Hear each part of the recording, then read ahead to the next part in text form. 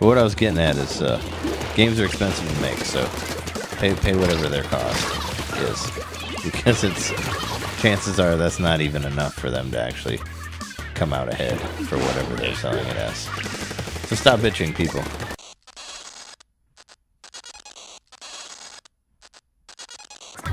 Right, so I've been thinking long and hard about this, and I'm like, what's the more versatile thing? Obviously, we can't choose Spork. Spork would be the ultimate decision, but yeah, I have to go for Spoon because Spoon is, I think it's more versatile.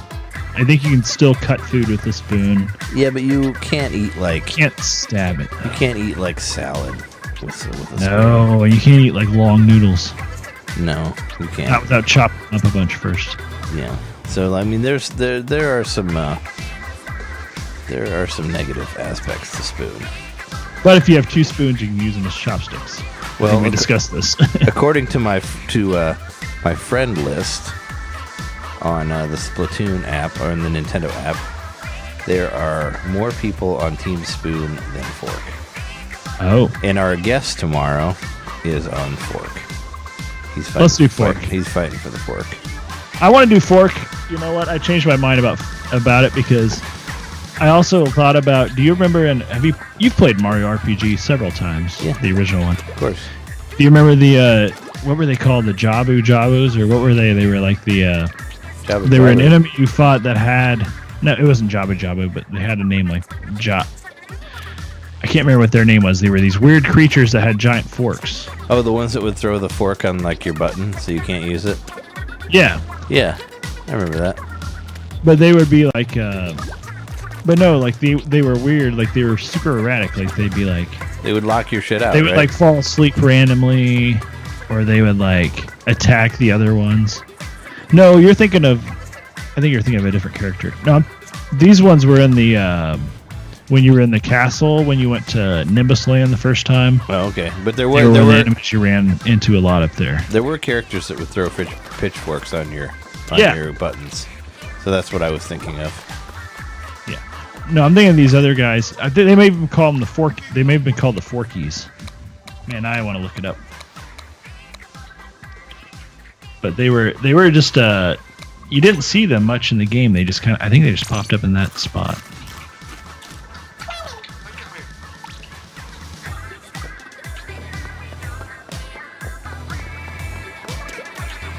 Okay, okay, so they start as Jawful. Yeah. And he first shows up in... Oh, right, yeah, so Jawful. But yeah, they start out asleep, and you just, like, don't attack them, and they just stand there. But you still have to kill them, so, like... But yeah, they're called Forkies later on in Bowser's Keep. But that's what the Team Fork reminded me of, and now I kind of want to be on Team Fork. Well, I mean, would it be better for us to be on separate teams or on the same team? It might be better to be on separate teams. Because I can go either way. Like, you can go Fork, and I can, just say, like, the tick. That was his attack phrase, his spoon. So that's why I go for it. Cool, I'll pick Fork. The spoon. All right, I'm at the thing. Pick Fork. Do you want to pick are you at the pick a side thing? Yeah. All right. Okay. We still have to confirm after we pick it. Yeah. All right, I picked it. Now I'm confirming. All right. 1, 2, 3. Spoon. Fork you. All right. Fork off, man. I'm a Fork fanboy. Fork off, man. So, did you ever listen to Pedro the Lion? You ever listen to that band? Yeah. Pedro the Lion. Did you go to that show tonight? I did, yes. I saw Pedro the Lion tonight. I like David Bazan's like solo stuff more, but that's because that's where I started listening. Yeah, well, now it has all fallen under the umbrella of Pedro the Lion. So he played some of his solo stuff too. Oh, he did. Cool. I'm not that familiar with him, but he said that everything that he's done is now Pedro the Lion music. Oh, okay. Because I saw him play here. It was probably like 5 or 6 years ago now. It's been a while, but he played as David Bazan. Yeah. And so he was like playing his like solo records, and I think he had another project called Headphones that he played a few songs. So he's been like a bunch of different like monikers, sort of like Bright Eyes and Desaparecidos and Sure. all that crap. So, but yeah, I've known him mostly as Dave Bazan because that's when I started listening. But I do remember people listening to Pedro back when we were in college. Yeah, and I listened to a little bit of it back then. But yeah, Jess is a big fan, so I bought her tickets for the show. Like, I'm sure I would for Christmas. So these are like This is like a Christmas present that finally. Did he do the thing happened. where he like asked questions in the middle? No, I mean he talked, but he did not ask questions. He does not ask questions, but he does like a little Q&A. Oh no! When I saw him play as Dave Bazan, like halfway in the middle of the show, he was like, "All right, so this is the part where I stop and I'll ask like if you guys have a couple of questions, I'll like just address them." And he was like, "What does your wife think of like these lyrics she wrote and stuff?" Like serious fans that were in the crowd. Mm. Well, he said he did talk about how apparently some people don't understand his lyrics in the right way. Like they think that maybe some of the things that he says like they don't understand the sarcasm involved in it. Oh, and right. It's not to be taken like, oh hey, that's cool. I should be shitty to people, And he talked about like toxic masculinity and toxic religion and all that stuff that he's. It is like about. Those Pedro the Lion records were like, I don't know, they were probably more controversial because they were him like in that space being like not sure of his faith or whatever, and then he like didn't he have like a concept record about a guy that murders his wife or something? Yeah, he had 2 concept records. One about like a crooked politician, but that might have been the same one where he murdered his wife. I don't know. Jess was like a huge Pedro the Lion fan, so I bought her tickets for Christmas. This is a Christmas present that finally happened. So. Oh wow! Yeah. Yeah. Damn. 8 months later. I bought them whenever they were announced. So I saw there are a couple of people ago. I know that posted stuff about seeing Pedro the Lion in Chicago tonight. So yeah, sounds like it was a pretty big deal. It was pretty full. I mean, he said that it was that there were the most people there on his entire tour, like out of all the places he's. It looked like I saw Jess posted a picture on Instagram. It looked like you were really close. We were right up front. She wanted to be like up front, so we were there. That's why you bought the tickets 8 months in advance. I don't know. Sometimes shit sells out really quickly. Right, and you had the ability to do it, and you knew it was the right idea, and you just did it. Yeah. Well, she was like, she told me about it, and she's like, I don't know if I'll be able to go or not, and I just bought tickets anyway. I was like, I figure we'll figure it out. And she's like, and then she was like, I think I'm gonna buy them anyway, and I was like, don't worry about it. I was like, oh, you had to. I was like, you don't have to. I was like, you don't have to buy them. I was trying to say like, you don't have to buy them, but don't, whatever. You were trying not to let her know you already had bought them. Yeah. I was like, don't worry about it. So, when do you want to start the Splatfest battle here?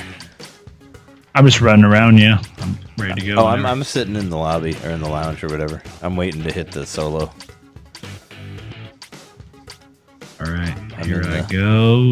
I've been in there for a while. I'm a solo though. I hung out in there for a little bit and then left and started walking around. Oh yeah, right, I'm in there now. I've been in there for a while. I'm waiting to hit yes on the solo. All right, ready to hit yeah. Yeah. All right. 1, 2, 3. Yeah. Done it. Yep. Got that. All right. Well, I might be fighting you in the Cutlery Arena soon. Well, who do we have on my team? I got Fabian. Got Dark 94, Jorge, $, and me. On my team, I've got Angel, Alexa, and Lulu. Alexa's name is like weird Greek-looking characters. Oh, I'm against Jabraham, Blade Man 1, 2 is blue. What was the other team? 2 is It's not blue. you. It's not me because I have not. Yeah. Ink the most turf to win. All right. I didn't know we were going to be in this mode. I wasn't ready for this mode. It's always in that. I'm against Mustard, Nav, Octo Killer, and Magical Lego. Or Magical Lego. Magica Lego, I guess. Magica Lego, like Magica from DuckTales. Or Magical Ego. I don't know. Something like that. Like the sci-fi fantasy version of the Lego waffle. Ego. I'm done.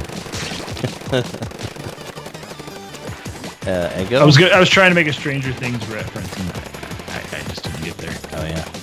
Are they doing a third season this? Yeah. They're skipping a year, right? No, they're done with the show. That was the end of the. No, they're not done. They're doing like 4 more seasons. Yeah, no, I don't think it's out this October. Yeah, no, they're not. We would have been seeing a bunch of shit about it by now. Yeah, I was curious because Sabrina Teenage Witch is actually coming out at that time when Stranger Things would normally come out. And that's supposed to be pretty good, actually. It's by the guys. Really? It's by the guys who do all the it's in Buffy and stuff? It's in the Berlanti-verse, so it's by the guys who do like the Flash and Arrow and all that shit on CW. Oh, so Sabrina technically was a comic book character? Yes, Sabrina is a comic book character. She actually is part of the Archie-verse, I believe. She's in the Oh, you know what? I did know that. She's in with the art because they have Riverdale, which is the adult Archie show, which I haven't seen in a long time. But no, that makes sense. But Sabrina, it was gonna exist in that world. She was originally going to appear on Archie, and because she was going to be CW, and now that she's Netflix, I guess they took her off of there. But I guess I always just thought of her as a Bewitched ripoff, like Bewitched Junior. No, she's comic book. That's just what I thought of as a kid because I watched I Dream of Jeannie and Bewitched a lot. Did I tell you how much money Greg Berlanti made from CW? Like how much money they gave him to stay Yeah. there? Did I tell you about that? No. Wait, who? Greg Berlanti is like the guy. He's the head of all those shows. Like I said, did like Riverdale and. So he was gonna leave, and they were like, "Don't leave," and they gave him a bunch of extra money. I mean, maybe they thought he was gonna leave or something, but they paid him twice what's his face? Who's that basketball player that nobody likes? Kobe Bryant. No, the other one. LeBron James. LeBron James, yeah, he made twice whatever LeBron James got. Wait, what? To join the Lakers. He did, yeah. No, they gave him $500 million to stay at CW. Oh my god! Isn't that insane? That's $500 million. They basically backed up the money truck to his house, and they were like, "That's insane." Hey, we're gonna give you $500 million. That is a lot. You fucking stay here. Money. Well, yeah. I mean, his shows are fucking doing really well though. So I mean, I understand. I don't know. Like maybe his contract was up or something, and they wanted to make sure he didn't leave. So that's larger than the GDP of a lot of countries. So they gave him. Absolutely, without a doubt, that's more than entire countries have as their GDP. Yeah, it's ridiculous. It's yeah. Greg Berlanti, he made a lot of money off CW with just by doing a fucking Green Arrow show to start off with. You know, everybody thought that was weird at the time, but look at him now. It's $500 million for you. I mean, what was he doing before? Was he doing movies? Was he like Berlanti? I don't know. I mean, I think he like was he a career movie person? He probably like wrote some stuff, maybe. I don't know. Agent Bone. I don't know how he. I don't know how he. Justice, Agent Bone, and Link, but Linck. I don't know how he got what he was doing before he made his his millions off of CW. How is this guy making? No, that's $500 million. Yeah, he did Black Lightning as well. 500 million. That's $500 million. That's like putting you into the stratosphere of like business tycoons. Yeah. I mean, well, he worked on what's it? I guess he was a producer on the Green Lantern movie, the bad one. He was a producer on Brothers and Sisters for like 109 episodes. So he did a bunch of TV shit. Obviously, the guy had credentials if they were going to give him $500 million, but mostly, I guess those credentials were probably money he made for them. Yeah, I mean, I don't know how much they offered him for Arrow originally, you know, because that was like his first thing that he did on CW, I believe. So how does that even work? So it's a different comic book. So he's representing this, and he's adapting the stories from the comics into screenplays, essentially, right? Or is he the director and he's... I don't know. I mean, I was under the impression that he was like a showrunner. Okay. You know. So they've got this fictional universe and they just expand it. No, he's its own like canon. He's credited as a showrunner for Arrow. Man, I'm doing real shitty this round. So I mean he's in charge of what, I mean, I guess he has the final say in everything. But yeah, no, it's an adaptation of comic and TV show form. That's basically what they did. But I guess they had the rights to a lot of DC stuff. And I liked how. So this guy's going to be a billionaire through adapting stuff. Which that's not bad that he's adapting stuff. I'm not saying that's a bad thing, but I mean, it's like Kevin Feige from Marvel. You know, I mean, he's probably got some money. He's like the head of those Marvel movies. He's in charge of all that shit, making sure that they all connect to each other or whatever.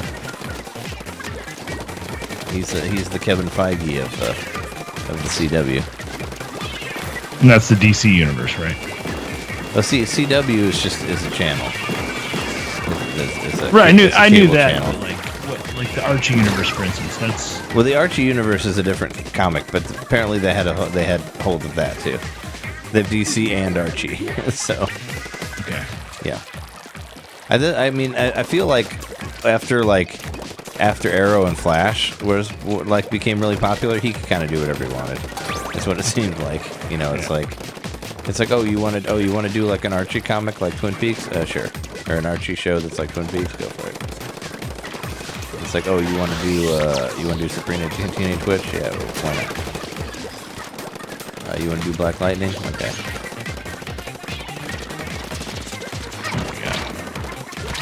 It's so bad that round. I wasn't even paying attention to whether if I won or not in that last round.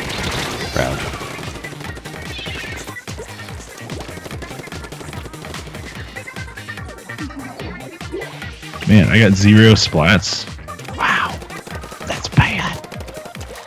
Still got some Fork fanboy points. Yeah, get them fanboy points.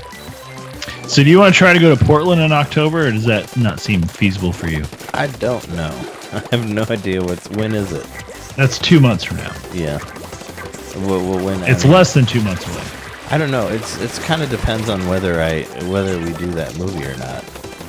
Yeah. Because Ryan apparently he had a movie that they're planning to do in the fall, which I thought was October. So I'm thinking about doing it. If I'm going to do it, I want to buy my plane ticket soon. Yeah. Because they get like a lot more expensive the closer to the day. Yeah. I mean, as of right now, I'm not really in the position to do it. I'm absolutely not in the position. Like, I could get the plane ticket, but my room and board would not be covered. Yeah. Because, I thought about it in the back of my mind, but I don't really know. I'm afraid that I might end up working during that time, you know? Yeah.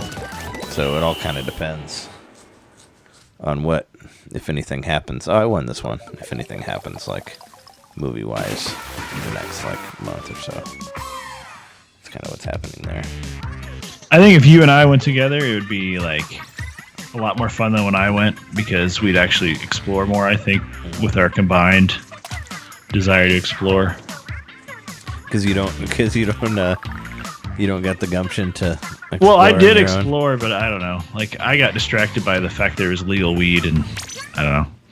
Oh, I didn't get as much done as I could have gotten done. Oh, well, I would not get distracted by that.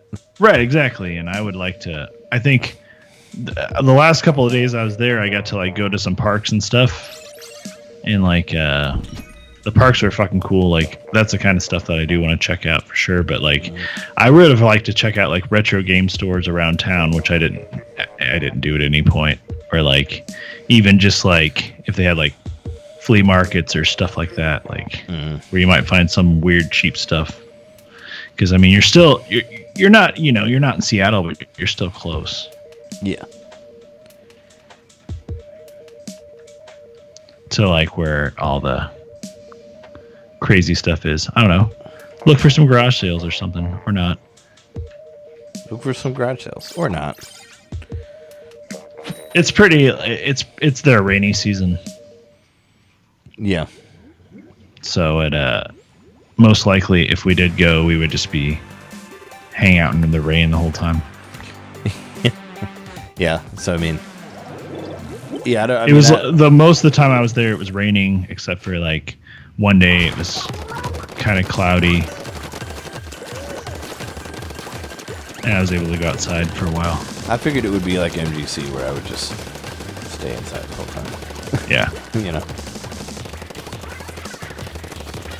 Well, there'd be a lot of stuff there. I don't know. I still, even this past MGC, still I like better than Portland Expo. Yeah. But I don't know. With our brains combined, maybe we could because there are more international things. I think maybe at Portland. Yeah, I don't know. I mean, I thought about it, but like I said, it depends. It depends on what my the actual show itself is cheap. What my income and schedule is like, which I have no idea. I'd say if we did decide to go, we should split an Airbnb and not do the hotel thing. Mm-hmm. Did you do? Yeah, no. Yeah, you did a hotel, right? I did a hotel for the first couple of days, and then I stayed at an Airbnb for the last 2 days. Yeah, there's probably a lot of them there. I mean, Portland's pretty hipstery. And the thing is, it's not that big either. So taking a cab or an Uber or a Lyft or whatever is not that expensive. Yeah. So you can still get anywhere you need really fast without paying out your ass for it. Well, my whole reasoning for getting the hotel room was when it was in that hotel that we were in, it was convenience, so you could have a good chance of running into people in the bar there, But when it got bigger and everybody's staying in different hotels, it didn't work in the same way. But when we went to the MGC before and it was all in one hotel and everybody stayed at that hotel, it was very important to stay in that hotel because we did see Billy Mitchell in the hotel bar. Yeah, in the one that we were at. So yeah, we did see him. Something still happened. Let's see our old white suit boy.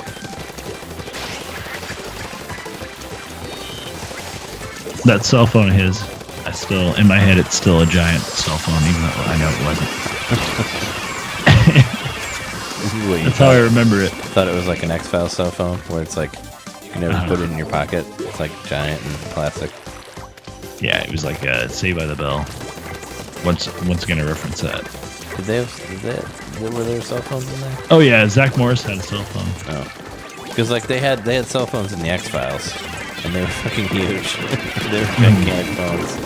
The big, you've seen them, the big plastic ones with the built-in antenna. Yeah, they're giant square. Yeah, they're big. They're kind of a curved, but. Yep, I think we're thinking of the same phones. Yeah. I do in the in Night Trap that Pepsi can at the beginning. Did you notice that? No. Oh yeah, there's a Pepsi can. So it's the choice of the new generation Pepsi can. Yeah. So it's still got that classic look to it. So it was sponsored by Pepsi? That's what you're saying? I don't know about that, but there are several shots that have the Pepsi can in it. I'm really curious to see Night Trap is one of the first FMV games, right? So, I don't know about that. I think it might be one of the first console. Or console. Games. Well, yeah. I mean, I'm not talking. I mean, I guess I don't know. I don't know how it compares versus VHS board games and stuff like that, or PC games or whatever. But, well, I mean, PC CD-ROM games. That's what. Yeah. That's what the Sega CD and all that were going after that market, but sure. In the console space. Sure.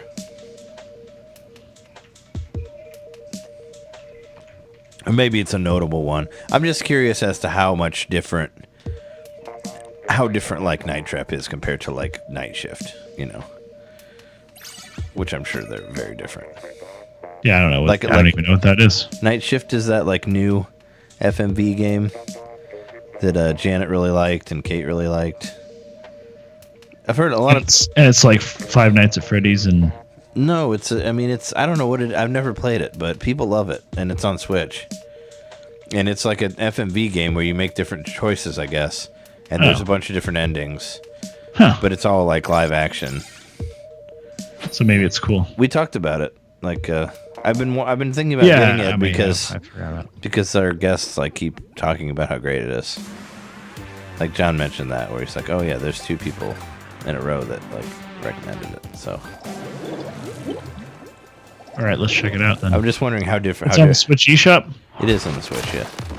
It's been out for a while. I think it's only like $15 or something. Oh, never mind then. If it was 14, maybe.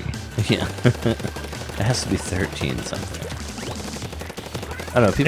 It is interesting though that people like it a lot. The times we live in now, where I'm like way more financially stable, but I'm still like, I don't want to spend. I fucking dropped what, $35 probably on Urban Yeti. Well, I mean now but I had like no money. I mean games are like yeah. It's funny. And now I'm like, I don't know if I want to spend $15 on this game. I just don't know if it's worth it. I mean games are like the cheapest that they've been, and the whole like, I don't know. I think that the whole saying the game's not worth it thing is pretty. I don't know. It's stupid, and people should stop saying that. Because I mean. The games are the cheapest they've ever been, and game developers are completely underpaid, and it's hard to, make the money to pay for the people that work on the games. So, I say pay. Is there something going on with the balance of this game? Because like I'm seeing like the total splats on everybody are lower. I'm not the only one that has low splats. I don't know. Everybody's splats are lower. We're not seeing these like 13 splats and stuff. There's like people that don't. The highest splat in my last match I just played was 3.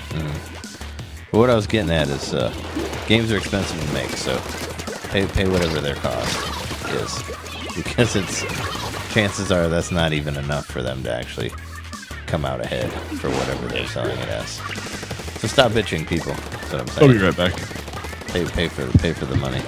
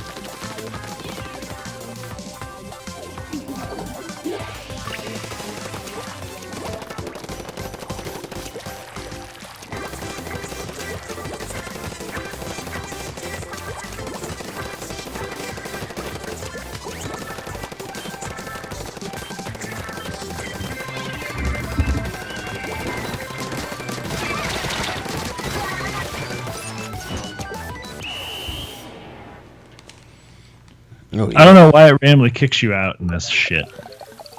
Because it doesn't like waiting on you when you leave randomly. No. It kicked me out before I left. Oh.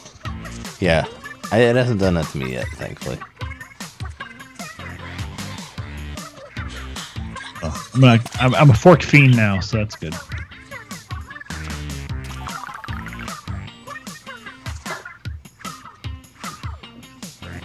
Yeah, we gotta play Night Shift. The Late Shift. That's what it is. Shift. Actually. Yeah, play it. It actually looks way better than Night Trap does. I'm gonna give Night Trap a few more tries.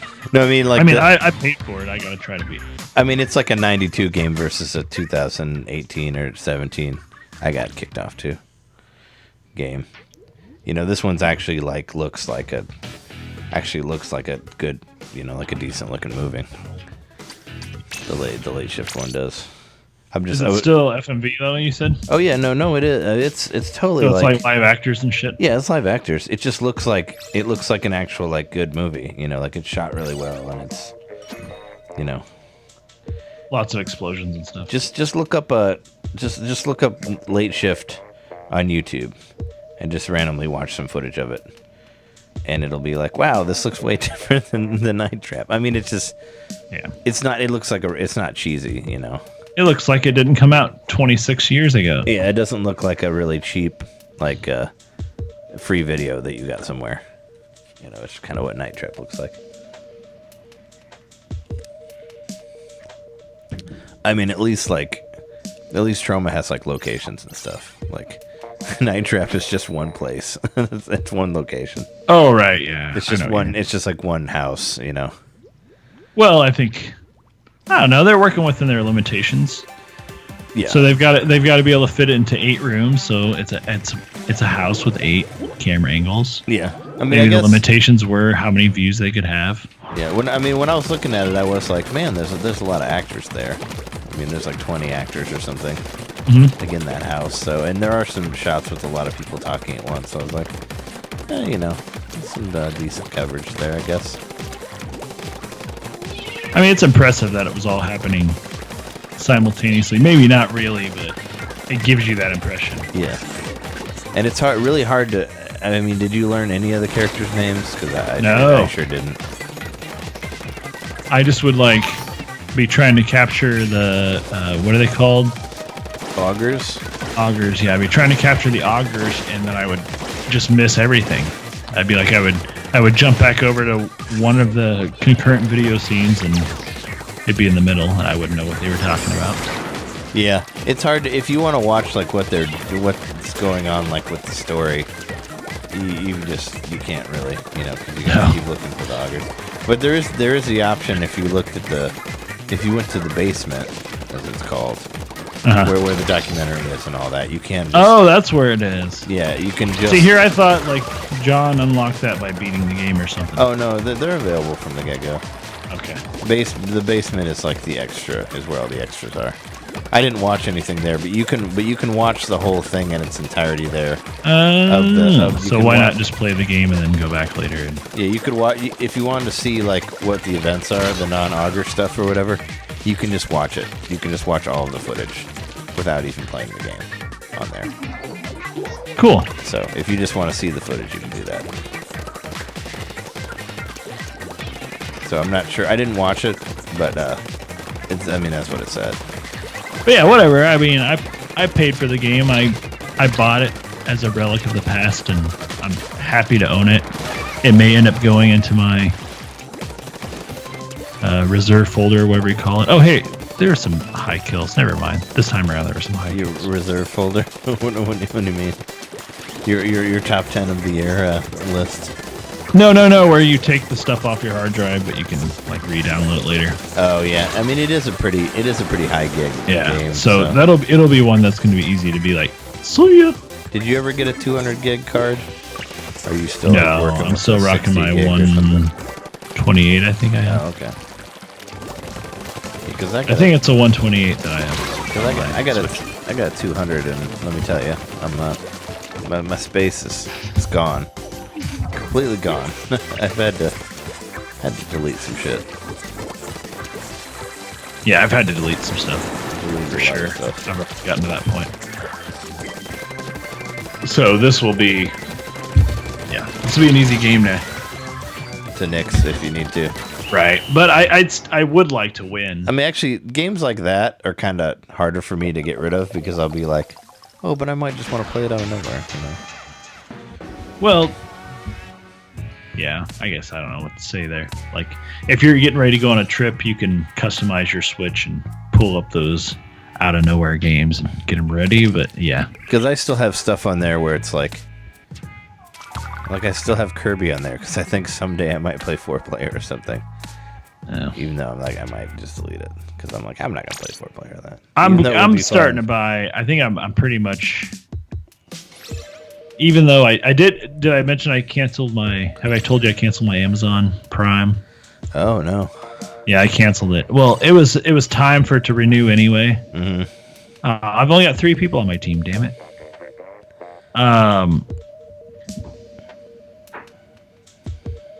Anyway, so I was like, well, they took away the 20% pre-order discount. Oh yeah, it's gone. So I'm like, fuck it, I'm not keeping Amazon Prime. You don't watch. So I did make sure they streaming? like posted something on Reddit about it, and I was like, you lot, like it was actually Amazon, and I was like, I canceled my membership because of this. Fuck you, Amazon. Or I didn't say that, but I pretty much implied it. Mm-hmm. But yeah, so I don't know. I still think that I want to buy physical cards for my Switch because they're so small. It's not that big of a deal to carry them within the case that the Switch is in. Yeah, I just don't want them. I do. I've gotten to where I do because I've gotten several now. I mean, I have 4, and that's 4 too many. I wish they were all digital. No, I do too, but I'm also learning with these games that are not physical, like Fortnite and even Splatoon to a certain extent. Everything. I wish I had the card so that all that initial space wasn't used up. That way all the updates didn't eat into my memory as much. I mean, the updates are still going to eat into your memory. If you have No, I know, but you would still have the initial file size would still be contained within the card. Yeah.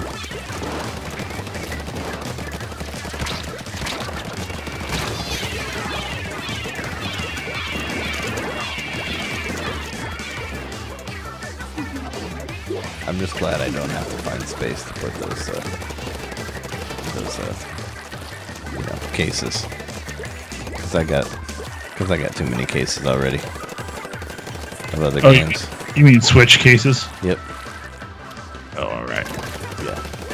I'm glad that I don't have to find a place for those. Because, you get to the point where you have like a shitload of games that you have to rearrange everything every time you get more more games. Yeah, I'm not at that point yet, and I probably never will be. Because I have, never be in the point where you have to rearrange stuff to find places for your games. Yeah, I've got a lot of empty space right now where there's plenty of space for some more. Yeah, I mean, I have a whole lot of, I just got a whole lot of random stacks of games in the office here. That's where I store them. Just randomly stacked in places. Because I don't really know where else to put them. Because all my DVD cases and stuff are full.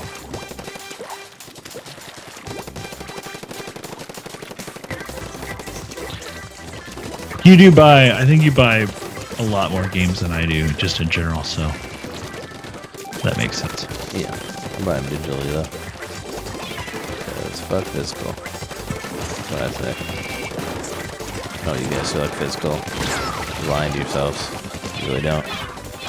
I don't like the inconvenience of physical, but I'm starting to appreciate more. I'm starting to appreciate the physical nature of it. The fact that I actually own this thing. And it's not just something that's going to be gone later on, or, maybe it won't be gone, but it'll be limited in some way where I might not be able to play it completely anyway. So I might as well be able to sell it off. Yeah, I mean, there's the sell back thing, but I don't sell games anymore, though. No, I haven't sold a game in I don't know how long. I don't think I ever will sell another game again. 2014 is the last time I sold a game, so 4 years.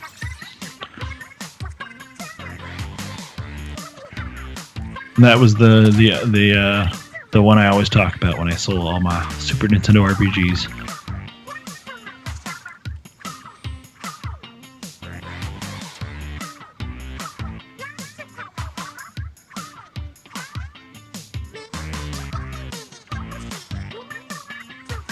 I did sort of lose my I'm fighting against J-Man.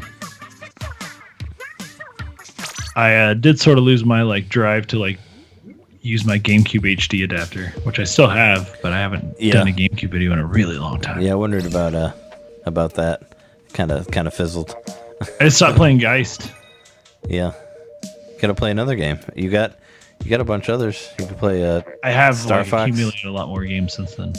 or any. How's your PlayStation 2 doing? Been playing I still that? haven't Been gotten a playing that a PS2 lot? controller. Oh yeah. Oh yeah. You just use the PlayStation 1 controller.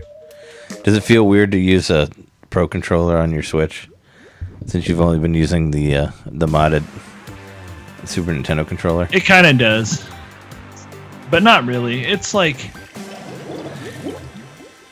I don't know. I think the Switch just really gives you options. Mm-hmm. Like that's what it's all about. It's what the whole ethos of the system is, the option to play it different ways. So the controller just kind of fits into that. I think in my brain it all kind of just melds together. So I am using my Pro controller now, but it doesn't feel foreign or weird. It's just, I'm playing a different game where I couldn't use the Super Nintendo controller. I do really like the Pro controller for stuff like that, for like shooters and stuff. Like as intense as this game gets and like as Doom gets and stuff, I couldn't do it. I couldn't do it with the Joy-Cons. Oh, no way. Yeah. Because I just beat, like when I had just beat this game to get like the Octo expansion and all that, I like was trying to play it. I was like, oh, I'll try to play it handheld. Like some of the Octo stuff, and I'm like, I can't do this. It's like there's no way I could have beat the game like this. Like on the handheld mode. Right. Because I got pretty crazy with these joysticks, and I don't think those ones are big enough to. I don't even know the last time I used the Joy-Cons. I mean, it was probably last October. Yeah.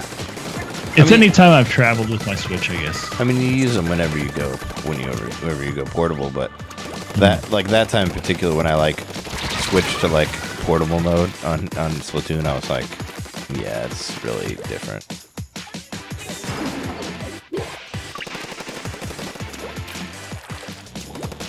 So yeah, if you want to get into like the real intense playing of it, you gotta have a Pro controller. But I do remember the early days when I was like adamant that no, I want my tilt controls on, and you convinced me otherwise.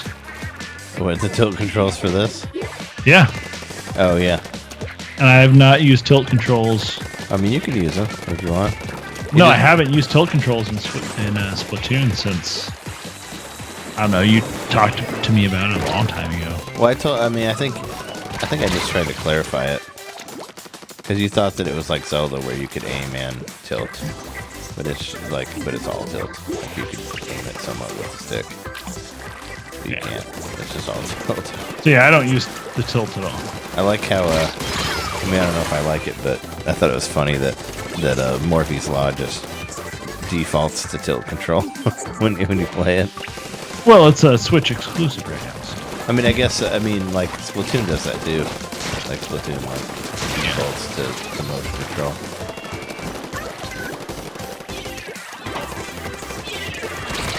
And Morphe's Law isn't really that bad. It's not that bad of a game. I just was like, I don't know. I guess I was expecting more from it. It does fine for what it is. It's just weird that it's. All right, that was more like it. It's like an online only game. These kind of matches I want to have, where I get 6 splats, and my team wins. Mm-hmm. I still have never looked at my splat count. I mean, it shows it right there. Yeah, but it's not like you have to go to a special menu. It's right there in your stats after the battle's over. Yeah, but it's tiny, and you gotta kind of squint to see it. No, I don't care. I mean, it's like me saying I've never looked at the toilet paper when I've like wiped my ass. Like that would be a lie. Of course, I've looked at the toilet paper. You've definitely at one point looked at your splat. I mean, I just looked at them now. See, so there you go. But it doesn't. I don't care. And what did you eat yesterday? You can tell. By my splats. Yeah, by your splats. Yeah. I got kicked out. God, I hate when it does that. Yeah, I don't know why it does that. But of all the games that I've played multiplayer, this is the most friendly. Well, no, I guess maybe Fortnite's more consistent, actually. I haven't played Fortnite. I haven't either. In a long time. I did download an update for it today, but I didn't. Well, yeah, you play it. I've seen you on there playing it. But I don't think I've played it since we played it when we played Paladins on that. I think that was the last time I played it.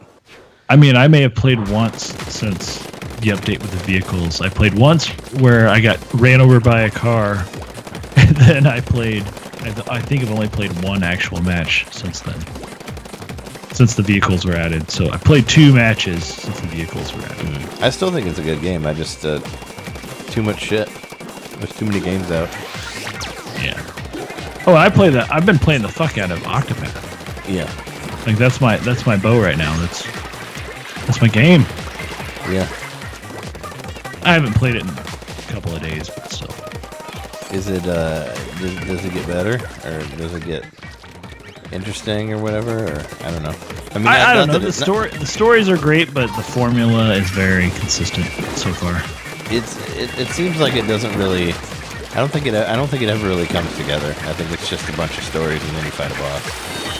I think from what I heard, the way it ends, like it's not really.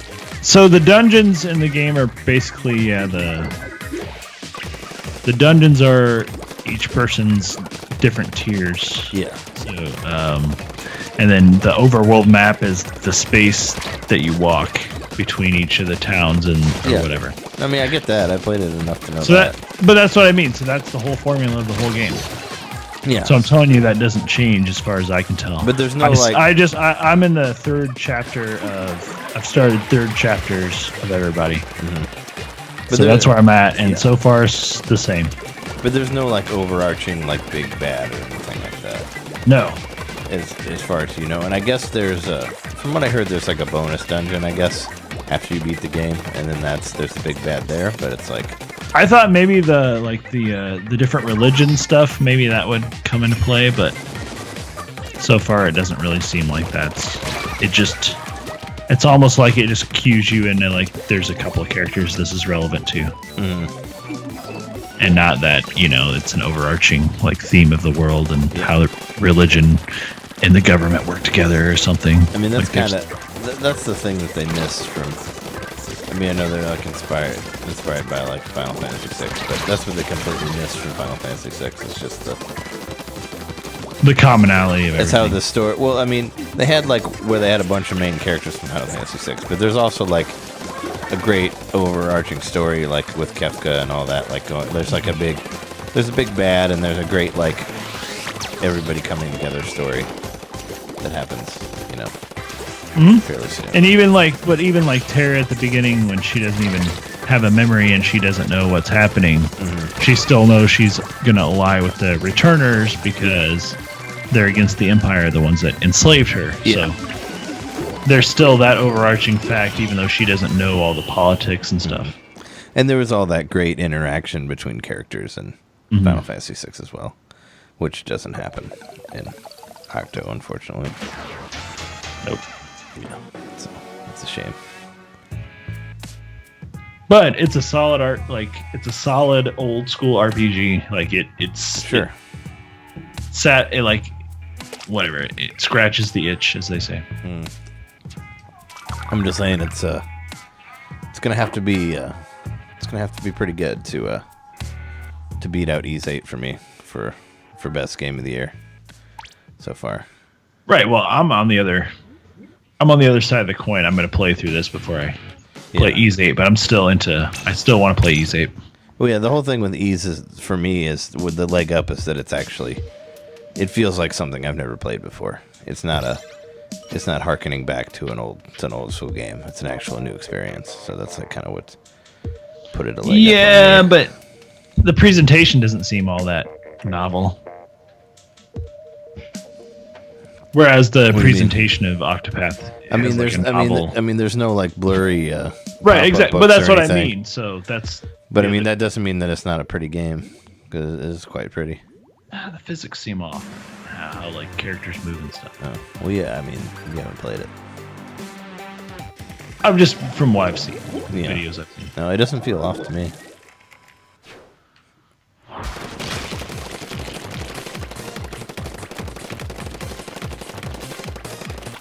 But I have played Ys 2. Ys 2? Yeah, where you just like run it like you fight bad guys by running into them. Yeah, book 1 and 2. Which they re-released that. They actually re-released that on DS where you can actually hit people, like with a sword, and not just run into them.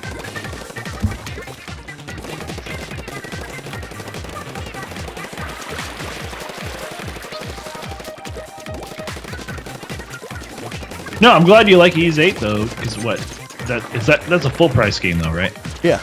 But still, like, it's full price, but it's totally worth it. it. To me, that's like, hell yeah, like got this compelling story, like an overarching story, which we sort of had in the Xeno games.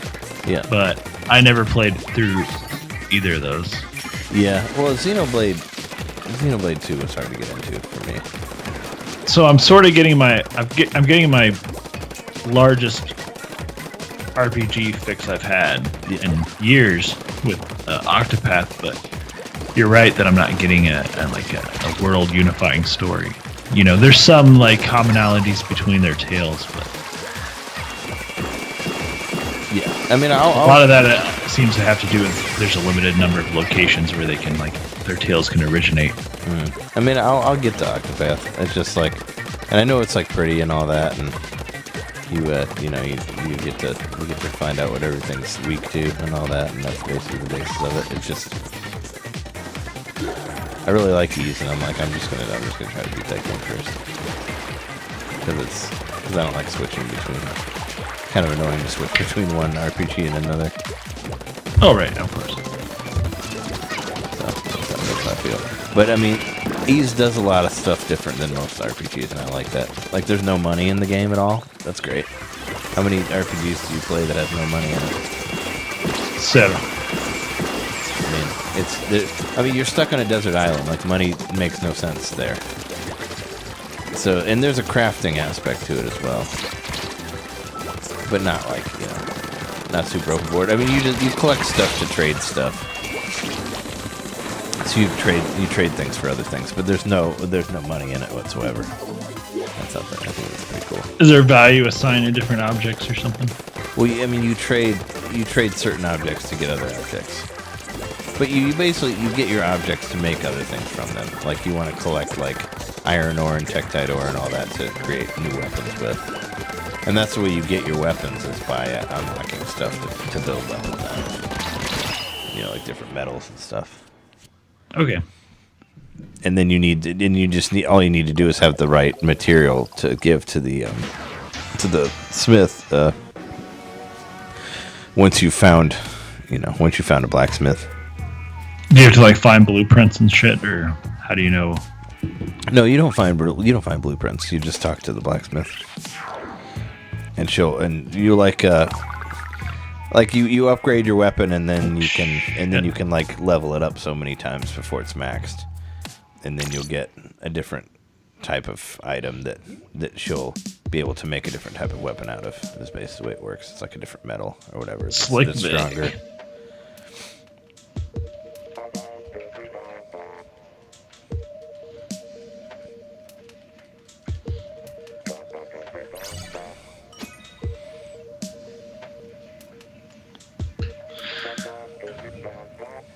It's kind of fun to one of my favorite things about playing new RPGs and stuff is it's always so off-putting at first. You're like, what the hell is even happening here? But it's funny how kind of quickly it all starts to feel familiar, and that's why I understand what you're saying about you can't switch between two RPGs, because you kind of get used to those mechanics and you get into that world, and it's really hard to go back and forth between completely different things in that regard. Mm-hmm. Especially something like an RPG where you're more invested in the story and the characters, and you're not just trying to get a high score or advance to X level or whatever. Yeah.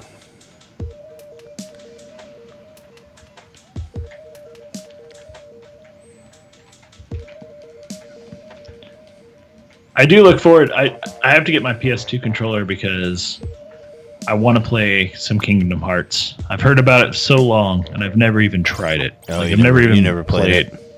Yeah, I've never played Kingdom Hearts ever. I think it kind of sucks, but let me know what you think of it. But then again, I've never played it. I've just watched people play it. But it's definitely not for me. But it'd be interesting. I don't expect to be like floored by it, but I do remember it at the time. It was almost like it's very actiony. Well, just the concept of Disney and Square like combining forces was very like mind-blowing at the time. I do remember that. And it being on Sony, which was like the premier RPG console.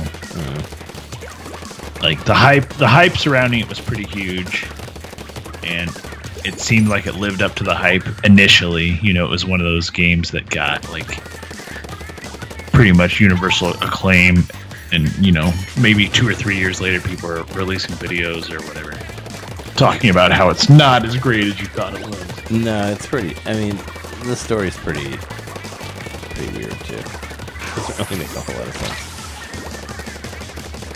But hey, you know, whatever. Even people that I knew that liked it at the time were like, "This game sucks." You know, like the people that I watched play it were like, yeah, it's really not that great of a game mechanically, but I guess it looks pretty." But none of the stories make any sense. Believe it. But I want to try it. I mean, I own it. Also, 12. I only played a little bit of 12 back in the day, but Final Fantasy 12. A lot of people stand by that as being a really good game. Yeah, I couldn't get past like the way the battles looked. I never played it, but it basically looked like, I don't know. It was like the way my friends at the time described it to me was like, it's like you're playing an online RPG, but it's not online. Yeah, it's like a weird mishmash of action and turn-based, and it's not really good at either, from what I heard. But it takes place in Ivalice, which is the Invalice, the one from Tactics. Yeah, from Game Boy Advance Tactics. Yeah. So I thought that was interesting when I first started playing. I'm like, wait a minute, Ivalice. I remember this place because I'm pretty sure that Game Boy Advance Tactics came out before 12 did. And I do remember, like back in the day, Tactics Advance was the first game from Square on Nintendo in like several years. It was. Yeah, no, I remember we talked about that when it came out. Like not in real life, not in a recorded area. Life.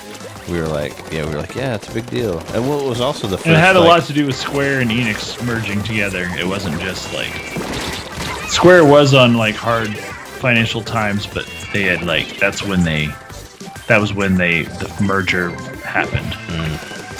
Well, that was all. It was also like the first Final Fantasy game that was on a Nintendo console for a long time. Right. Yeah. So it was like, yeah, it was a big deal. And I bought that game, and I played it. I bought it too. I played it for a minute. Super fond of it.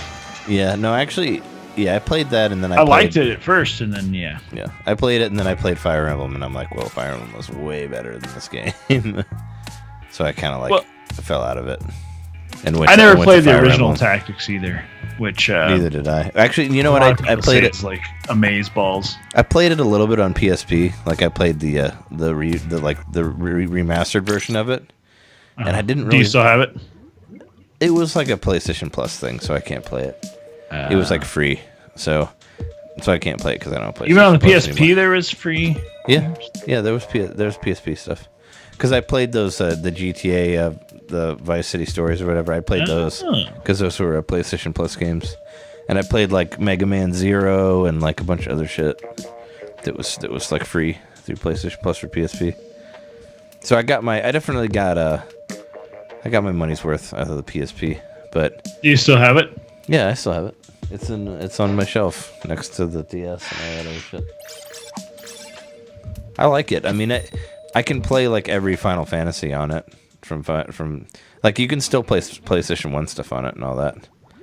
And actually, funny thing, I didn't mention it on the podcast, but I wanted to. Like Valkyrie Chronicles 2 and 3 are PSP exclusives, which I think is weird. But, you know, They made Valkyria, and it's kind I find it strange that Valkyria Chronicles is on Nintendo now because that's always been a PlayStation exclusive. You know, it's never been on any other system, and now all of a sudden it is. It's kind of like, okay. I mean, it's a Sega property, but still, like that. I always associated Valkyria Chronicles with Sega or with Sony, you know, because, like I said, 2 and 3 were PlayStation portable games, so it's like weird. I don't know. I mean, it's great that it's on Nintendo now, but and I wanted to mention on the show, but I didn't. But the whole reason I didn't play Valkyria Chronicles 1 on PlayStation 3, like when I got the PlayStation 3, was because there was no trophies on it. I feel so stupid saying that, but that was the reason I didn't play it. Because I played. Being honest. Because I played the demo, and I loved the demo, and I thought it was fucking great, but I never bought it because I was into trophies for some reason when I first got the PlayStation 3. And I never got into, like, the any of that stuff. I had the 360. It seems like such a dumb thing now because what they call achievements on it. Yeah. It seems like such a dumb thing now because I don't really, you know, I don't care anymore about trophies and all that, but when I got my PS3, I did. Like, I thought it was really cool. And that, like, I guess that was your first. That turned me off to that game, and I didn't get it because it had no trophies, and I feel so dumb, like that I thought that way at one point. I think you made the right decision in that era, picking the PS3. Like, I kind of wish I had two. I mainly picked the Xbox because I had like lots of friends that had one, and it was also the cheapest choice. Yeah, I mean the 360 was the more popular one between that and the PS3 at that time. And I will say, like, if it weren't for whichever one I would have bought, but if it weren't for the 360, that was when I was like, well, now that I have an HD console, I have to get an HD TV, and that's what finally got me there. I mean, that's that jump. Actually, mine was the other way around, because I bought an HD TV, and I'm like, well, I have an HD TV, I should probably have an HD console. Yeah, because I bought the TV first, because I was playing my Wii on the HD TV. And I'm like, well, I should get like a... Because I thought, for a second, I thought that I wanted a 360 until I realized that all the games that I wanted to play were PlayStation exclusives. So I was like, well, I don't want a 360. Because I was looking at like Infamous and like Yakuza and all those games, and I'm like, well, wait a second, like there's no 360 exclusive that I want to play. So why would I get that? That was where my thought came from. But the PS3, it did take a long time for the PS3 to become like a viable system. Oh yeah, it started out as a total joke. I mean, it was $600 system, and I don't feel like there was a whole lot of games on it until later. I think I probably will eventually buy a PS3. You could probably get one for not. I don't see them being, I don't know how much they are, but they can't be that expensive. Well, I've got a coworker that's been trying to sell me one. That might cut me a good deal too. I mean, what would you buy? What, like $100 maybe at the most? If even that, I don't know. I'd say between 50 and 75 max. Yeah, that's nothing. Is what I would spend. They might be worth more than that, but.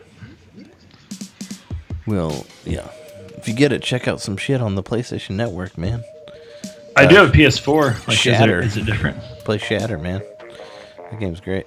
Can I play it on the PS4? No. There's PSN games that aren't on PS4. There's actually a lot of them that are great that aren't on PS4.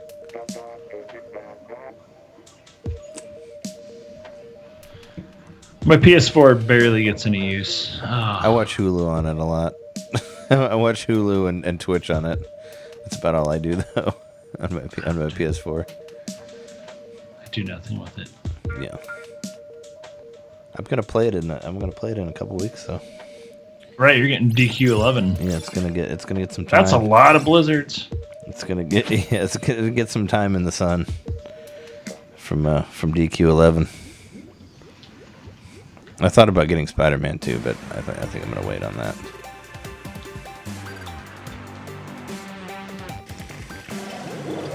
I mean, Spider-Man will probably drop sooner than later, and it ain't no DQ11. I mean, DQ11, that shit don't happen that often. Nope. Not since DQ10. And DQ10 came out like 10 years ago. It feels like. Well, maybe not that long, but DQ10 was a Wii game, so think about that. Thinking about it. It was a Wii game that was then re-released as a Wii U game, and then was re-released as a Switch game. So it's been on all the systems.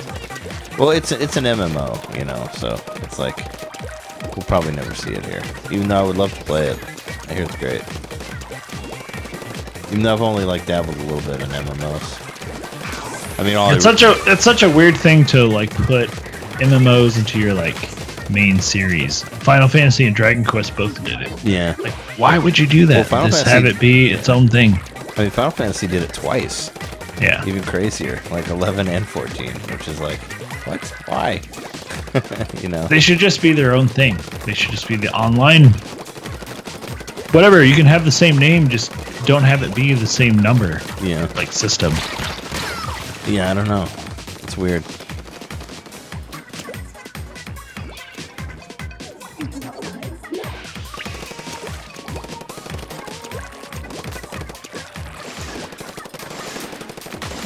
It's not what we want, Square. It's not what we want.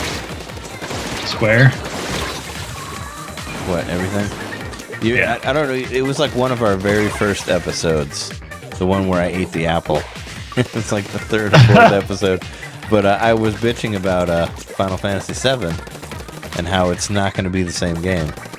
And people are finally bitching about that now.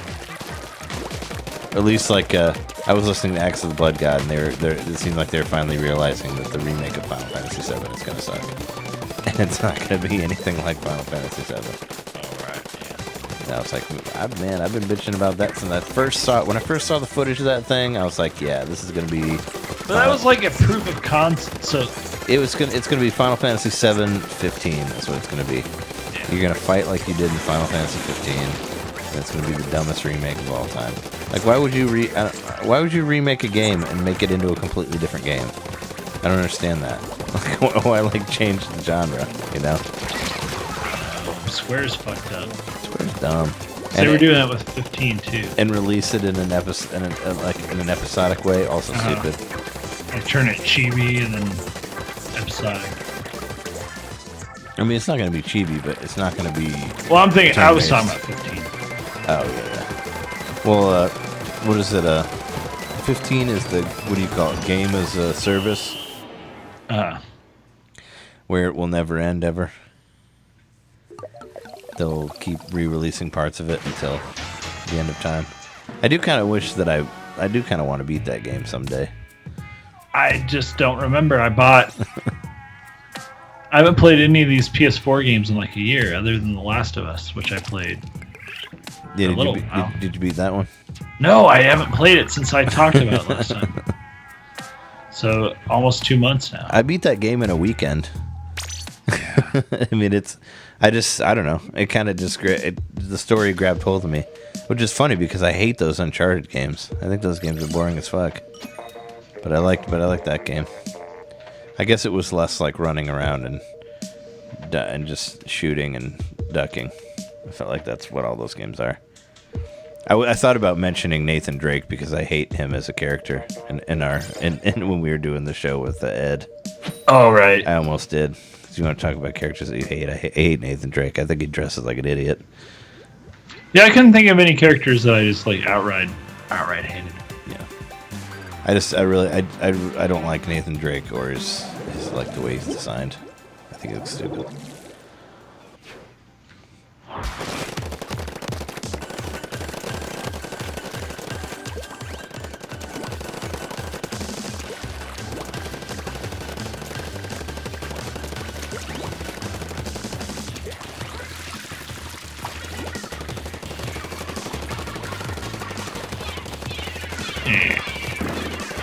Yeah, I have what was it? I bought the PS4 I got came with Uncharted 4, and I've never played it. And I lent it to Conan, and he played it all the way through, and he said it sucked. So if like somebody who actually likes Uncharted games says it sucked, then I'm definitely not gonna like it.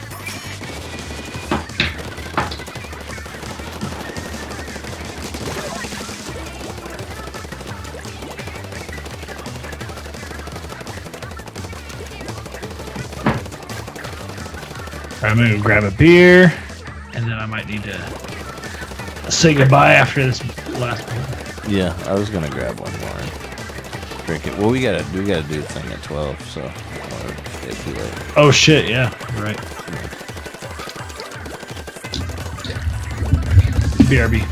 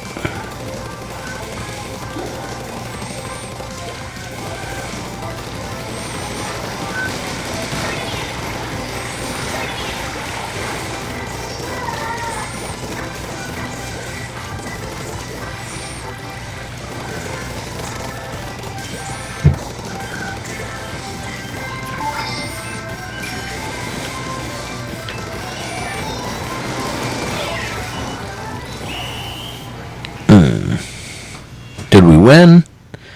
Probably not. Oh no, maybe we might have made it, but probably barely. Yeah, 7%.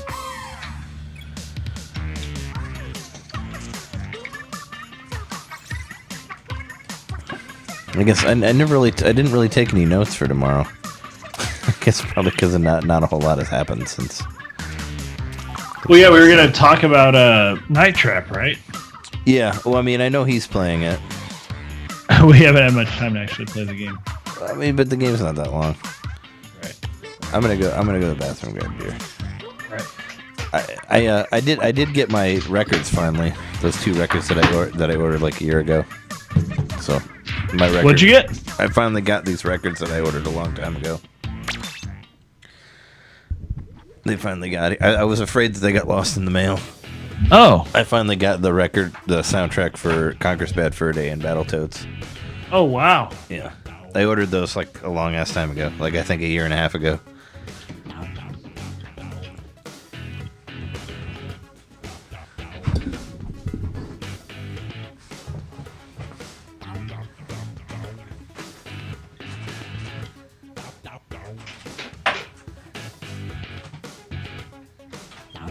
What do you think of the current political climate? I don't know. Let's say in Syria.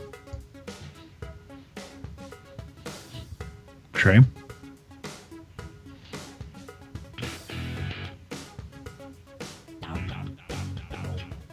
I mean, you don't have to answer if you don't want to. I just was trying to be.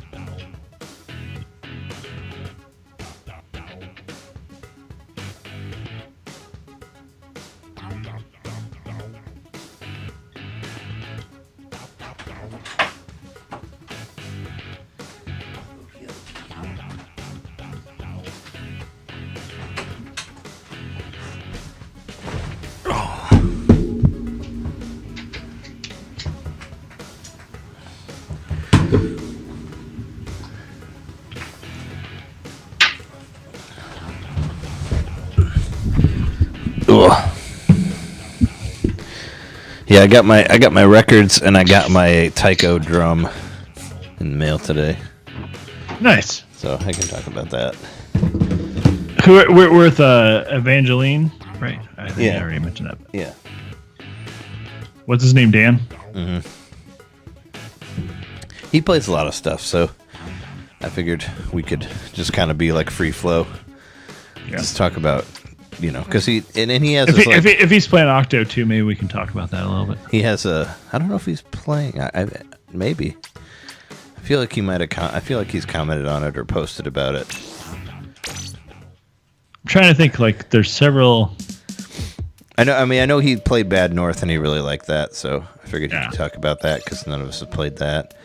Maybe be like, should we buy Bad North? That could be a topic. Oh, I was just gonna let it be free flow, and we'll just talk about games. Because, like I said, he plays a lot of stuff, and let's just talk about him. Yeah, and he writes blog, and he has his blog and stuff. We can promote that. So he's the subject, and he does. And I know he wrote. That's cool. He wrote like a book that Jess read and critiqued it for him and all that, which I thought was pretty cool. And he wrote a blog about her because of that. I thought that was neat. Saying that it was cool. It sounds like he's a creative type that probably has a lot to say because he writes a lot. Yeah, so that's what I was saying. That I felt like he, we could have a pretty good conversation. Because he plays, because he plays a lot of stuff, but he also has a lot of ideas about things. So I figured it would be. That's why I asked him to do it, because I'm like, oh, I know you play a bunch of stuff and you give impressions on the group and you do your blog and all that, and I figured he'd have plenty to say. And he told me that he was playing he said that he was playing Night Trap for Science. He said. he's like, well, I have to get Night Trap for Science. I'm like, okay. I'm like, well, we'll all have Night Trap. I mean, that's pretty much how I feel too. Maybe not for science, but for for a story. And basically, science. Complete curiosity. It's like one of the things you just have to get. And I know he's playing the Splatfest, doing the fork stuff. So I figured we have a lot to talk about. I know that John really wants to talk about Night Trap. So, and it'll be interesting to see to have our impressions of it, like people who've never played the game before. So I felt like that would probably be a big part I should probably try to play it a couple more times tonight before I go to bed. I mean, I think you get a pretty good impression on it just from playing it at it. Well, I guess you only played it once. I played it 7 times and only got so far, but I feel like I know what the game is. I don't feel like I need to get to the end to know what it is. I just needed to get some good impressions of it. And I have stuff to say about it for sure. It's a game. It's definitely a game. Defs. Yeah. It'll never happen, but I wish they would re-release the Spider-Man Sega CD game. That was the one Sega CD game I always wanted. Is it a VMA? It's basically just a remake of the Genesis game, but it has hilarious cutscenes in it. Oh, they just put FMV in it. Yeah, we used to play it and quote the cutscenes because they were so laughably bad. Who had the Sega CD?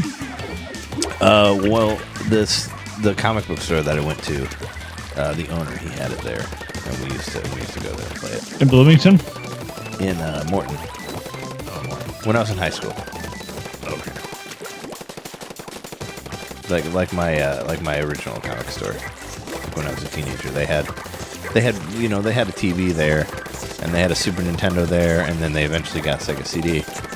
And Jerry, the owner at the time, he would play the Spider-Man game, and we would watch him play it, and the cutscenes were acted so bad, but we would watch it, quote it and shit. I don't know. If you ever want to laugh, just watch that shit. I think I mentioned it before on the show, way back when. Just the whole Venom scene is pretty amazing. When Venom gets when you go to the church and ring the bells and all that, and he jumps out of the suit.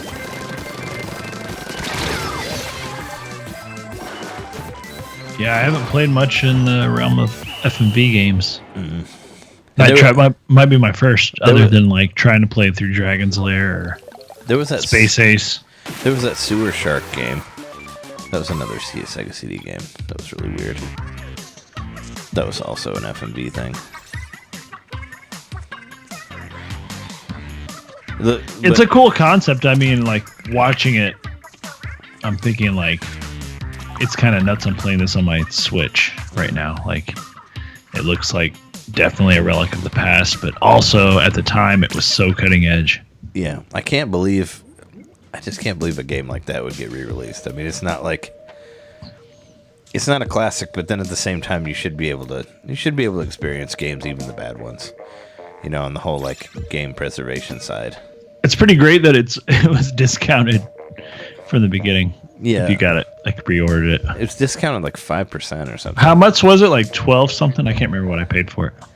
I think it was 13. I thought it was like $13.50 or something like that. Okay, well, whatever. Still cheap. But it wasn't discounted a whole lot. I think it's regularly like 15 total. Yeah. So I felt like it was like 5% off or something like that. But to own this game that, for me, is infamous, I mean, it's definitely an urban legend in the video game realm. This whole... I don't even know, like, I had to have seen something on the news about it, because that's how I remember it. I just remember hearing that Night Trap was like... had like rape in it or something. I remember hearing that like years ago. And I remember talking to my friend Chris about it. Chris Leeson. He was the one that introduced me and John to each other actually in college. But yeah, he was like, oh no, Night Trap is not like that at all. I remember he told me that. He's like, it's a super tame game. Like there's really nothing controversial in it. It just looks like an 80s movie. So he was the first one who told me about Night Trap. So I wonder who was behind the campaign of getting it ostracized like it was. Yeah, I mean, it's like, you know, sometimes people just take a thing and they don't know anything about it and they just paint it as this thing that it isn't, you know? Take it out of context. Yeah, they're like, oh, well, this game's bad because... But I guess that was... Because some very like, much people during get the killed Mortal Kombat time. Yeah, but it's really not. I mean, I don't know. I haven't seen all of it, but from what I've seen, it's definitely not violent at all. The whole super gore era. There's no blood. I mean, I mean, the only blood I saw was in the title screen. You know, on the A, when the A falls, and then there's blood that drips, like the fake blood. But I mean, when you otherwise they get swept into a room full of green lights and dry ice. Yeah, but the trap stuff is pretty. Yeah, it just throws them into like some fog room or whatever. That stuff is so bad. It's just like it just looks like they're gonna go play laser tag. Like, sorry, you can't be in this house anymore. Go play laser tag. Yeah, it's like here, go into this, go into the fog room. No, you look like you could stand and sweat out some toxins. Head to the sauna. Yeah, right. Have you ever been to Sweden? I kind of want to go to Sweden. To see the fog. I want to see the real fog that inspired the N64 fog. the fog that inspired Night Trap. Yeah.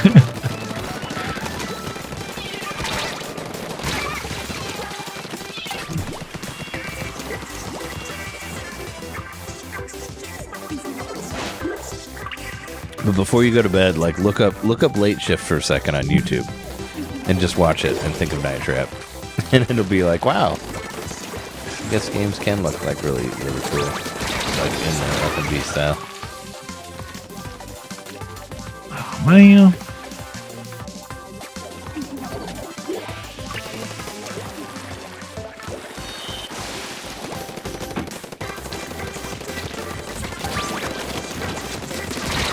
Yeah, I was thinking about maybe buying another game. I probably afford it. I already preloaded The Messenger because that was on sale too. I like this whole like games on sale before they come out thing.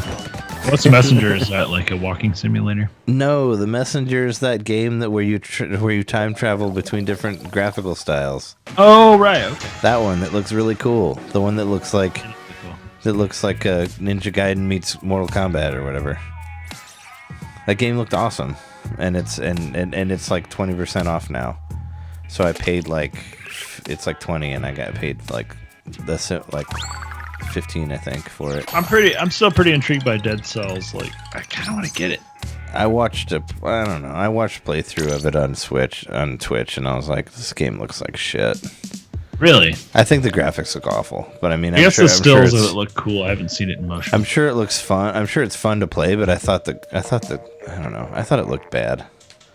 Like the art style, I wasn't into it. But I mean, I'm sure it's fun to play, but I don't have any desire to play it. I've also thought about isn't Kingdom Battle on sale again for $30? Kingdom Battle? Oh yeah. No, that's half off. I thought about just buying that. Yeah, finally, because I've been wanting to play it. And if you want to play, I mean, if you're into turn-based strategy stuff, that's what I'm saying. You got to be into that Fire Emblem style stuff. Well, I liked what I played of it at your house. Yeah, I mean, it's good. Or on your Switch. I don't know if it was at your house, but I played it on your Switch. No, you played it. No, you played it while I was editing, I think. Yeah. You played it on... Yeah, no, you played it on this. Or no. I don't know, because I do have that one in cartridge form. Yeah, I either played it like on your Switch at your house or when we were at MGC. I think you played it. At my house on my Switch while I was trying to edit. Because I also played Blossom Tales. That's why I was confused when you didn't seem to remember you had it. No, I remember I have it. I just haven't played very much of it. That's what I meant. You know, I haven't played it enough to have an opinion on it. Is what I was saying. Oh, okay. That's what I meant by I hear it's good, because I only played like 20 minutes of it, so I don't really know how great it is. It feels like a super trimmed down Link to the Past. Yeah, I mean, it was fine when I played. I just didn't play very much of it. I also have a bunch of games that I've just never even played. Like I have Dandara. I do too. I have Dandara, and I've never played it. Oh, not on my Switch. On my Switch. No, it was on my Switch. I haven't played. I have Dandara. Never played it. I have a lot of classic games. I have one more Gungeon. Never played it. I never did boot up Rogue Leader. Oh, that's a shame. On GameCube. I have it though.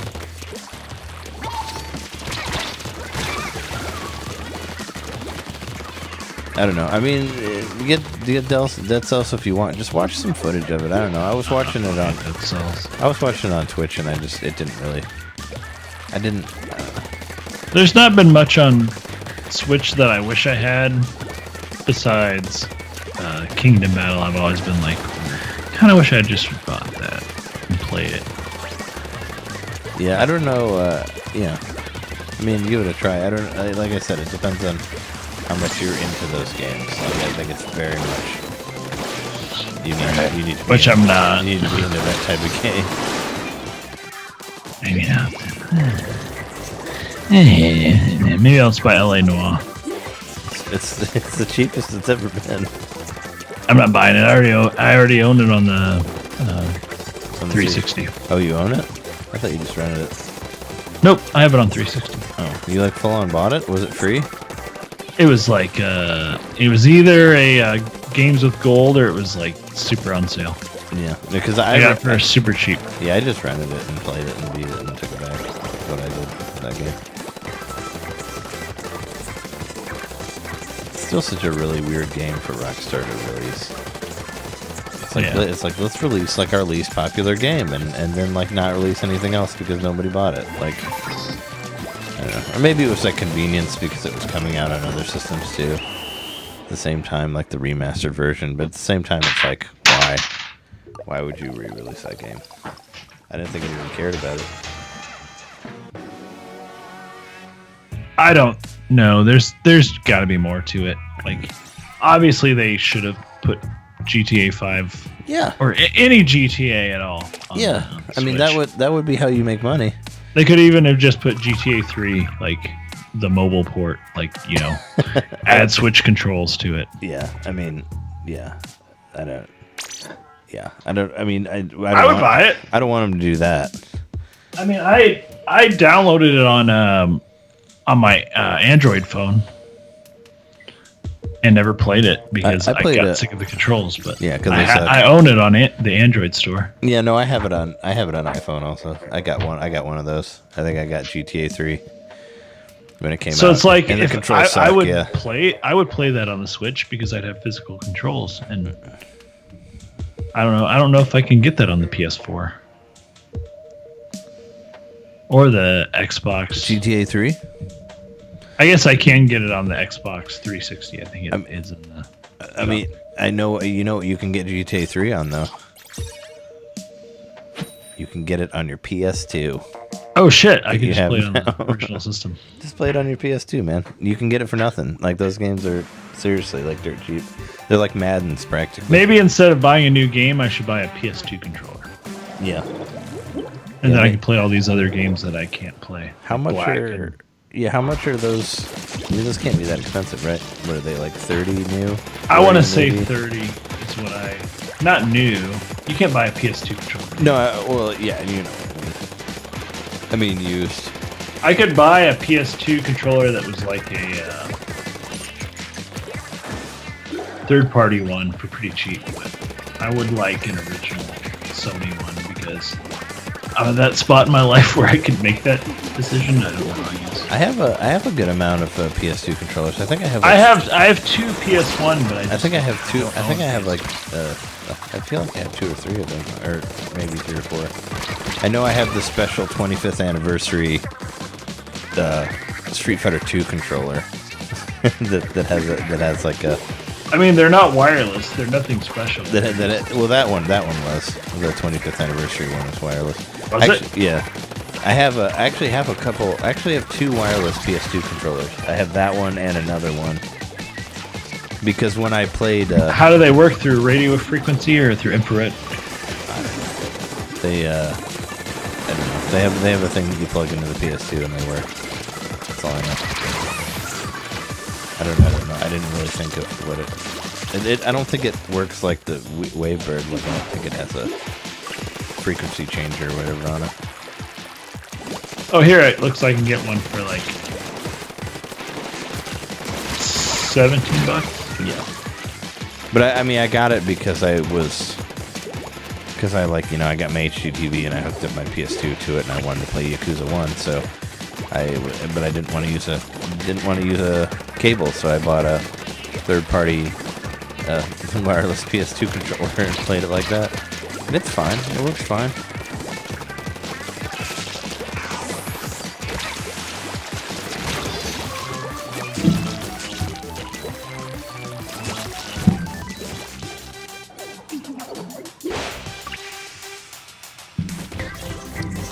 But if you do want to get a Switch game, you should get fucking Yoku's Island, because that game's great. I mean, even Ed said that was on his top 10 list. It's 2 people that, actually that's 3 if you can count Janet. Also, she posted on NBC. But, oh, she likes it too? Yeah. She was just posting about how great the game was.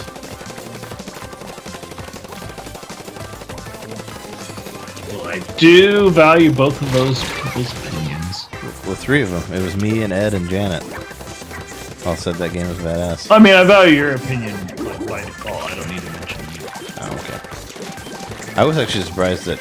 I thought it was cool that Ed had it on his top 10 also. Yes. He said it was a contender for a Game of the Year, so... It's a big deal. I mean, that's pretty much all my top 10 lists right now is Ease 8 and Yoku's Island Express. that's my list.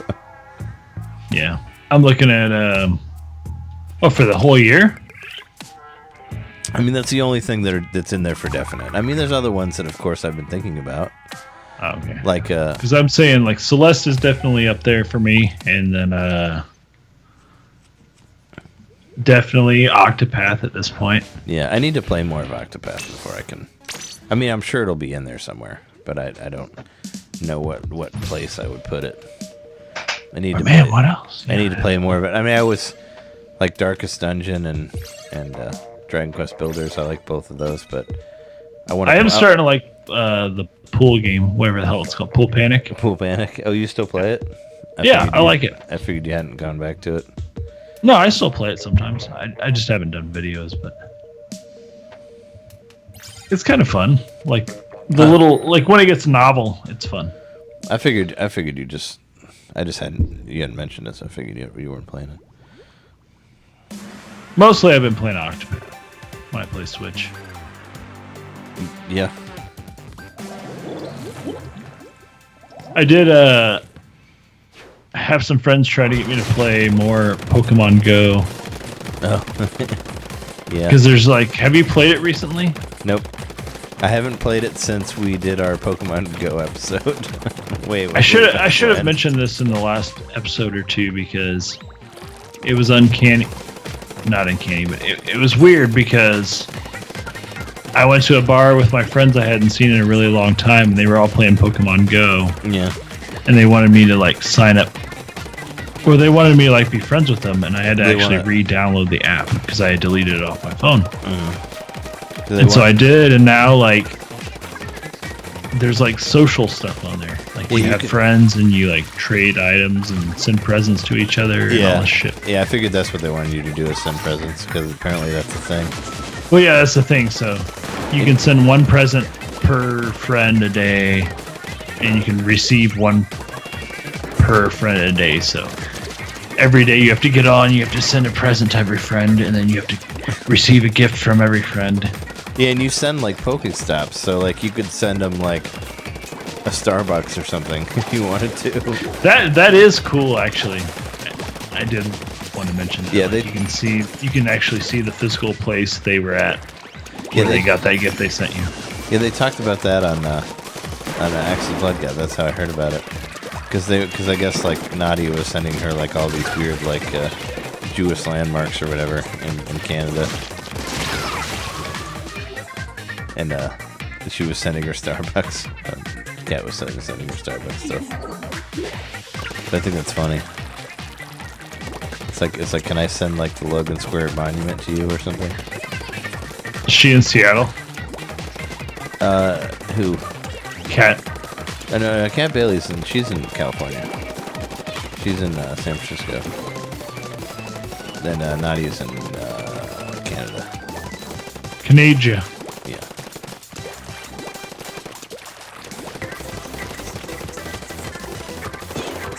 I'd like to visit there someday. Canada? Yeah.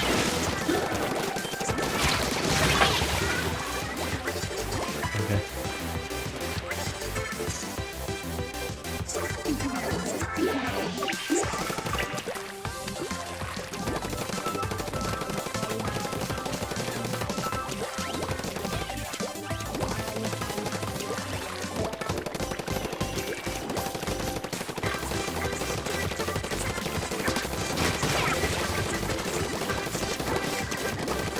I think my team won that one.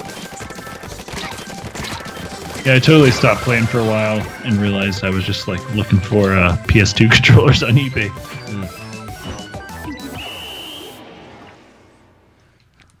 Yeah, I don't expect that they would be. Oh, hey, we won that one. I wouldn't expect them to be that expensive.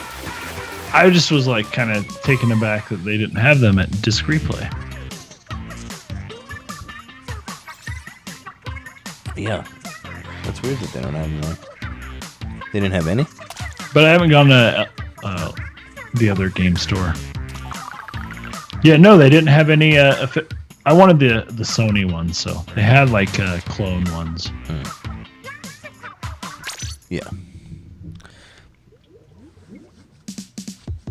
I even have a 4-player adapter for my PS2. I have one of those.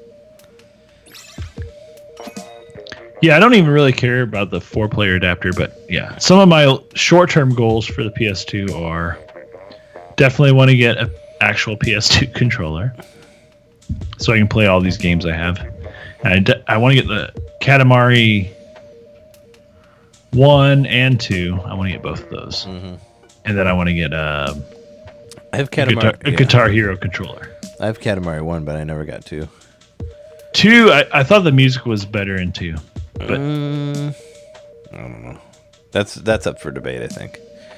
I thought so, just because once again it was like I got into the first Katamari in a couple of weeks leading up to the release of the second one, so I like powered through it, and then got to play the second one, and then got to obsess over the second one more. Yeah, I played the shit out of the first one, and I love the soundtrack to the first one. I love the soundtrack on both. Yeah, Don't get me wrong. I remember more of the songs from the second one. Yeah, I listened to a couple songs from the second one, and I was like, yeah, they're okay. But there was no like Moon and the Prince or Lonely Rolling Star or anything like that for me on that one that I heard.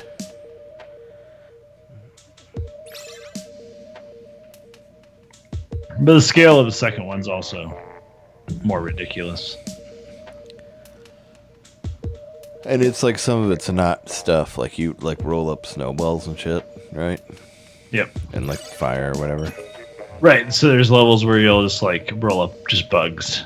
It'll be a whole level themed around bugs or something. Well, they did that in the first one too.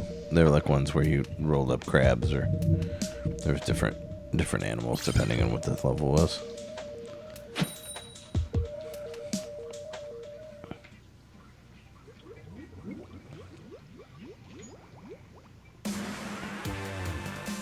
Yeah, they kind of blend together in my mind because I played them so close. As I said before, I think it had to have been within like months or weeks of the second game that I played the first one. Yeah, I don't know why I didn't play the second one. I just didn't. Maybe I just didn't see it anywhere. Or I just didn't care anymore. But for me, like, yeah, Katamari 2 is a lot like Guitar Hero 2 because I bought Guitar Hero and obsessed over it, but 2 was more like day one. 2 is the one part of the zeitgeist. I think 2 is the one that you remember more, or at least that's the one that I remember more of those games. Yeah. Even though I love the fuck out of Guitar Hero 3, when you lent me the Wii version that you had. Oh yeah, 3's great. That. Yeah. That was like, I love that game. I played it a lot, even though like all the the characters like looked really weird, and it was like because it was a different company. It was when they switched over, right? Yeah, and and they had like the 3D. Yeah, I don't know. They look so Muppet-like the characters. And blah, blah, blah. But I still like playing that game. I played it a lot. But it worked well, even being wireless. Like, well, I liked how you like put the Wii mode in there. I thought that was really cool. How it was like a shell, and you like put the Wii mode in the guitar. I felt like it worked better than the other systems. And maybe that was just because it was a tube TV that I was playing on. I do have a Guitar Hero controller, but the only one I have is the... you have a 360 one, right? 360 one, yep. Yeah, I remember. I was with you. Remember you bought it? We were like, it was like you and me and Amanda and Jess, and we were at that one place, and you were like, you're not paying attention to me, so I can go buy this now. You said something like that to Amanda. What? It was something like you said like you didn't answer me, or you weren't listening to me say this, so that means I'm okay. It's okay for me to buy this. You don't remember that? No, I don't. Yeah, I remember you said that. It was like it seemed like you were, like it was a loophole, or she told you that you bought too many video game stuff or something. That's what I got. From her. Yeah, that was probably me trying to be sarcastic in the moment or something. That you being like, I'm gonna take this opportunity to get this because of. It was just a weird the way you phrased it. It sounded weird to me. Like it was like I'm gonna. Even though you don't want me to get this, I'm gonna get it anyway. That's what it sounded like. No, buying a full Guitar Hero controller was definitely a big piece of junk to add to the house. Yeah. To household contents. Well, I got a plastic drum set, so I can't say anything. I got the Guitar Hero 4. Well, now I have 2 real guitars and a fake guitar. And a ukulele. We got one of those here too. Ukulele. But I never got. I mean, I have my PlayStation 2 guitar, and that's it. And I have a drum set for Rock Band on 360, which Darren left here, which I've never used. It's just in a box in the back. And then I have my my PS3 Guitar Hero 4 drum set behind one of the recliners in this office. It's funny. Yep, and it's stayed there forever. Yeah, I never got into those drum sets. They just didn't feel right. I wanted to because I like drumming. Then I thought, it seemed like it could be like a apartment solution. Yeah, I thought it would be like kind of like having an electronic drum set, which I thought of getting before, but those are expensive.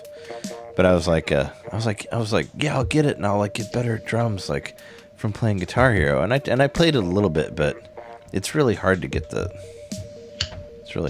down. Yeah, I barely played the drums and mostly just stuck to the. I did like was it 2 or 3 where they first introduced the bass? I think it was 2, and that's one of the reasons 2 is so fun. Because they had the bass tracks, and you could do like 2-player co-op, where you could play like rhythm guitar and lead guitar, or you could play like bass and lead guitar. All right, I'm gonna do one more match, and then I'm gonna hit this out. All right, it's like 5:15. Oh shit, we gotta record in 6.5 hours.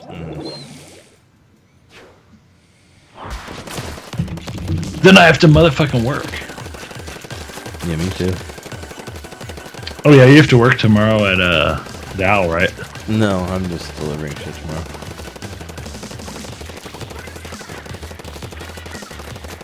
So everything with your movie is completely done? Yeah, it was done like a couple weeks ago. 2 weeks ago. But you've been fully paid up, like you're like Dunzos. Yeah, I got my last check and all that.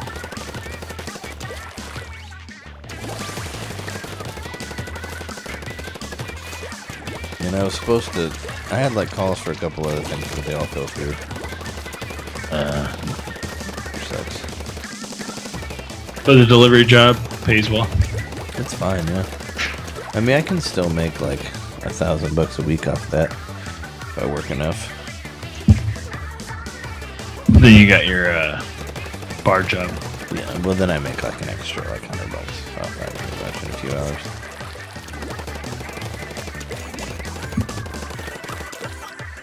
Then you got your podcast job. Yeah, I don't make anything off that yet. No, I was talking advertisement stuff with Ryan, because I was trying to get I wanted us to get an ad in his magazine. Oh right. Did he respond about it? Yeah, no, he was asking me about how much, because I told him that he should put it on the Patreon.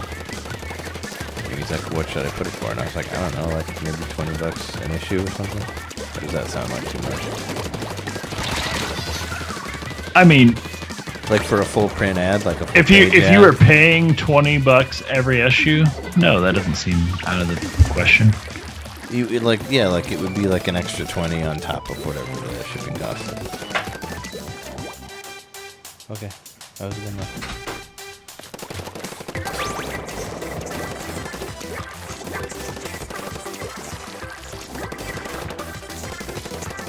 No, I mean as long as whoever was advertising was paying that every month, then yes. That's how Patreon works, right? So it's the same thing. Well, I mean, Patreon, it's like $50 to get, to be on the show. It's like how Laser Time and like. But that's just a one-time payment of $50. It's not $50 a month. I think it's $50 a month because people do it. For how long? I don't know. That's what I don't know. Because you just pay $50 one month and get that tier, or do you have to like commit to like 12 months of that? I don't know how it works because you can only do it so many times. Because every time I look at it, it's like it says sold out. For what? For the for like whatever the level is to be a guest. On Laser Time? On either of them, yeah, on Laser Time or Talking Simpsons. You know how it says like it'll say like only so many can do this. Yeah. Anyway, I'm gonna go to bed. But this has been not laser time. NintenDomain's Splatoon shit. So, listen to us on Spoon v Fork. Listen to us on that on stuff. Listen to us on iTunes. Cat's walking all over me right now. That's cool. Yeah. You know where to find us. Just check us out. It's showing up on the screen right now. Just look at those things. NintenDomainPodcast.com. Yeah, like, subscribe. Help us get to that 100 subscribers on YouTube. Thanks for watching. The first 100 is the hardest part. Yeah, anyway. Later. Late.